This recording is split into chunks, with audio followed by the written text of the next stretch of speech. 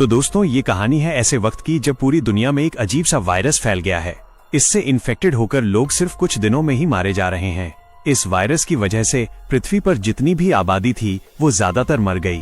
सिर्फ कुछ गिने चुने लोग ही थे जो किसी तरीके से अपनी जान बचाकर जी रहे थे। और इन्हीं में से थे ये 4 लोग जिनके नाम है ब्रायन का छोटा भाई डेनी, कैट और ब्रायन की गर्लफ्रेंड बॉबी।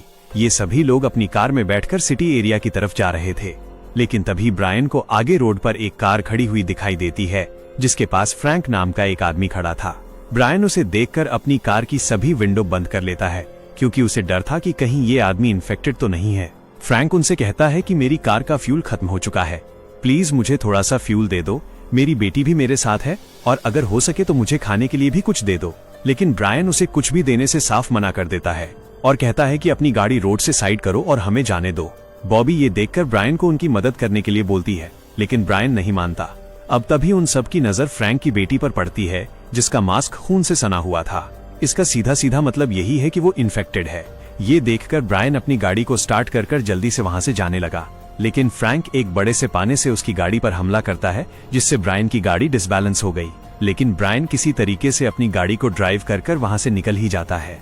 ब्रायन वहां से निकल तो गया था, लेकिन इस लड़ाई में उसकी कार की फ्यूल पाइप फट गई थी। इस वजह से उसका फ्यूल अब रोड पर गिरता जा रहा था। थोड़ी आगे जाने के बाद इन लोगों को इस प्रॉब्लम के चलते अपनी गाड़ी रोकनी पड़ती है। अब ये लोग अपनी कार से बाहर निकलते हैं और देखते हैं कि दूर से दूर तक इनकी मदद करने वाला यहाँ पर कोई भी नहीं था। इसलिए अब ब्रायन और बाकी सभी लोग मिलकर ये डिसाइड करते हैं कि सभी लोग अपना बचा हुआ फ्यूल लेकर फ्रैंक के पास जाएंगे, क्योंकि इस टी शर्ट एरिया में फ्रैंक ही इनकी एकमात्र उम्मीद थी जिसके पास उन्हें एक नई गाड़ी मिल सकती थी। इसके बाद ये सभी लोग अपना कुछ जरूरत का सामान लेकर चेहरे पर मास्क लगाकर कुछ देर चलने के बाद फ्रैंक के पास पहुंच जाते हैं।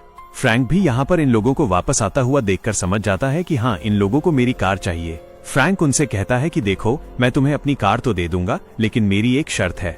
मैंने न्यूज पर यह सुना है कि कुछ डॉक्टर्स ने इस बीमारी का इलाज ढूंढ लिया है। वो डॉक्टर शहर में है, इसलिए सबसे पहले हम सभी लोग शहर में जाएंगे। ब्रायन यहाँ पर फ्रैंक से कहता है कि ऐसा कुछ भी नहीं है, तुम गलत फहमी में हो। अभी तक इस बीमारी का कोई भी एंटीडोट नहीं बना है और मुझे लगता है कि ना ही इसका एंटीडोट बन पाएगा। यहाँ पर फ्रैंक उनसे कहता है कि देखो, अगर तुम्हें मेरी गाड़ी चाहिए तो तुम्हें मेरी बात माननी होगी। फिर ये सभी लोग फ्रैंक की बात भी मान जाते हैं। इसके बाद इन लोगों ने फ्रैंक की गाड़ी को अच्छी तरीके से सैनिटाइज किया। ये करने के बाद वो लोग फ्रैंक और उसकी बेटी को गाड़ी की सबसे पीछे वाली सीट पर बिठाते हैं। उन्होंने उन दोनों के आसपास पॉलीथीन लगा दी थी ताकि ये वायरस उन तक न पहुंच सके। खैर, अब इसके बाद ये सभी लोग गाड़ी में बैठकर सिटी की तरफ निकल पड़ते हैं। लेकिन रास्ते में चलते चलते इन्हें एक गाड़ी दिखाई देती है जिसे देखकर ब्रायन अपनी गाड़ी को रोक लेता है, क्योंकि ब्रायन को ये पता था कि उस गाड़ी के अंदर कुछ न कुछ तो पेट्रोल होगा ही।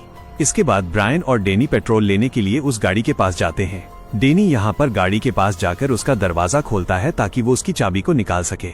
अब जब उसने दरवाजा खोला तो उसे उसके अंदर एक इन्फेक्टेड आदमी मिलता है जो कि शायद मरा हुआ है। डेनी बहुत ही शांति के साथ कार की चाबी को निकालने की कोशिश कर रहा था, लेकिन अब तभी उस इन्फेक्टेड आदमी की आंख खुल जाती है।